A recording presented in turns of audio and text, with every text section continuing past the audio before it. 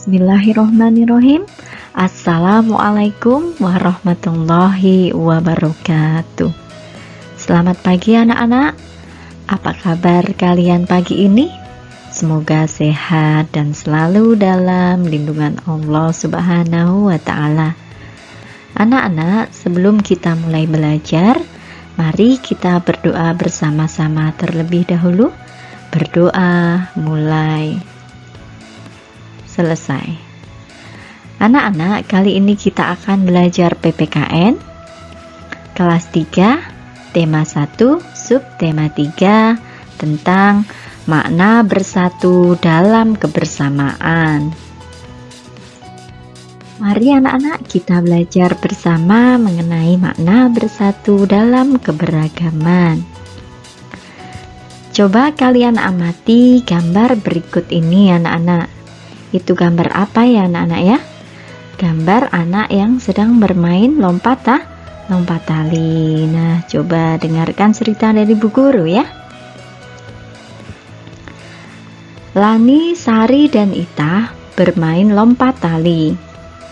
Mereka bermain lompat tali secara bergantian. Mereka mempunyai kemampuan yang berbeda-beda anak-anak. Jadi setiap anak itu mempunyai kemampuan yang tidak sama ya. Ada yang dapat melompat setinggi pinggang, tapi ada juga yang belum dapat melompat. Nah, walaupun begitu, mereka tetap saling menghargai kemampuan teman. Semua perbedaan merupakan anugerah Tuhan yang perlu kita syukuri anak-anak. Sikap saling menghargai itu sesuai dengan pengamalan sila kedua Pancasila.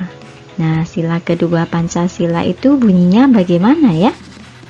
Masih ingat tidak anak-anak? Bunyi sila kedua Pancasila adalah kemanusiaan yang adil dan beradab. Nah, kemudian kira-kira lambang sila kedua Pancasila itu apa anak-anak ya? Ada yang masih ingat ya? Lambang sila kedua Pancasila itu apa anak-anak? Yaitu rantai emas itu anak-anak, demikian ya. Anak-anak, tadi kita sudah belajar mengenai makna bersatu dalam keberagaman. Kali ini kita akan belajar tentang saran sebagai pemahaman arti bersatu dalam keberagaman.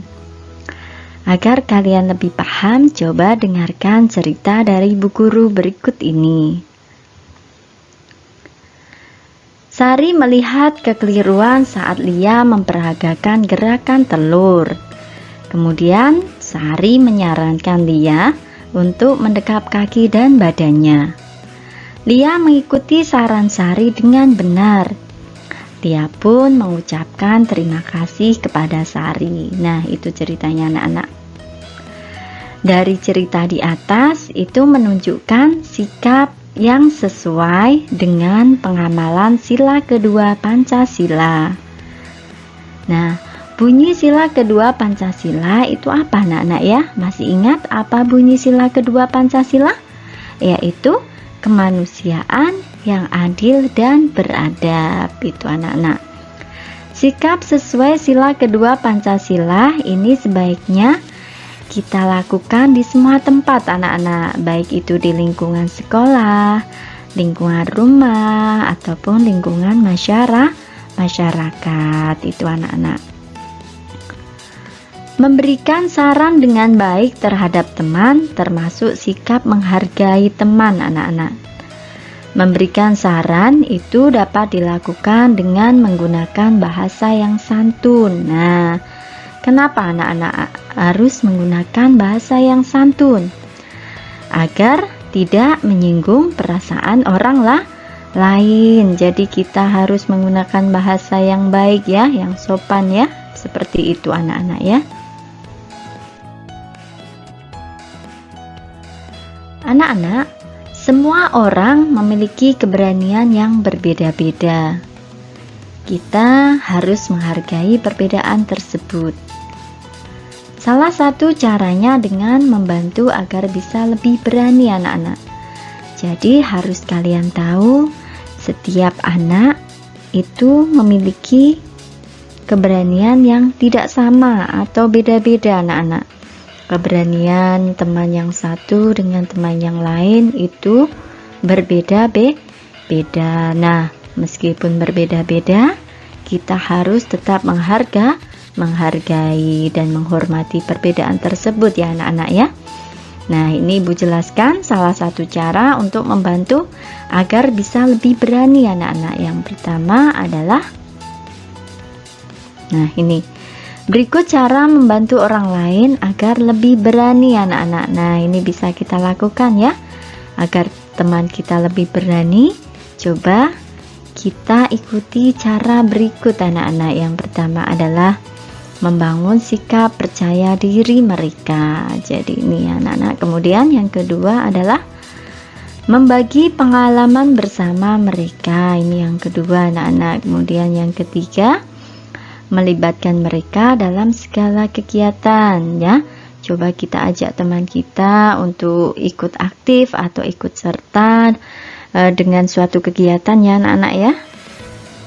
Kemudian yang keempat adalah membicarakan hal-hal yang mereka minati, yang mereka senangi ya anak-anak ya.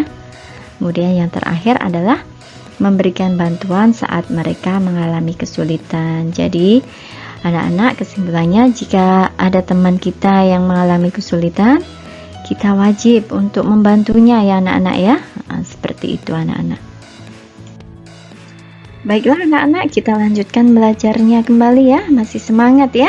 Nah, kali ini menjaga kebersihan lingkungan adalah kewajiban kita semua anak-anak. Untuk menjaga kebersihan, kita harus saling mengingatkan satu sama lain ya, secara santun. Nah, ini anak-anak. Berikut adalah beberapa cara menyampaikan saran yang tepat anak-anak. Nih ya. Jadi ada caranya agar bisa menyampaikan saran dengan tepat ya. Yang pertama adalah memperhatikan kondisi orang yang diberi saran anak-anak ini ya. Jadi kita harus memperhatikan kondisi orang lain yang akan kita beri saran. Kemudian yang kedua, memilih waktu yang tepat. Nah, ini kita harus memilih waktu yang tepat ketika kita ingin menyampaikan saran kepada orang lain ya anak-anak ya. Kemudian yang ketiga, menyampaikan saran dengan bahasa yang santun. Ini ya anak-anak ya. Jadi sebaiknya saran itu disampaikan dengan bahasa yang sopan dan santun anak-anak, agar tidak menyinggung perasaan orang lain yang kita beri saran. Seperti itu anak-anak. Kemudian yang terakhir, memberikan alasan secara logis atau masuk akal. Jadi anak-anak, ketika kita memberikan saran kepada orang lain atau kepada teman kita, kita harus menyampaikan alasan secara tepat ya, masuk akal. Seperti itu anak-anak ya. Mudah bukan anak-anak ya? Seperti itu. Jadi ini adalah beberapa cara yang bisa kita lakukan anak-anak ya. Sampai di sini anak-anak sudah paham ya kalian semua anak-anak ya. Demikian materi dari Ibu Guru, semoga bermanfaat. Tetap semangat ya. Tetap semangat dan jangan lupa jaga kesehatan ya anak ya. Ibu akhiri dulu. Jazakumullahu khairan katsiran. Wassalamualaikum warahmatullahi wabarakatuh.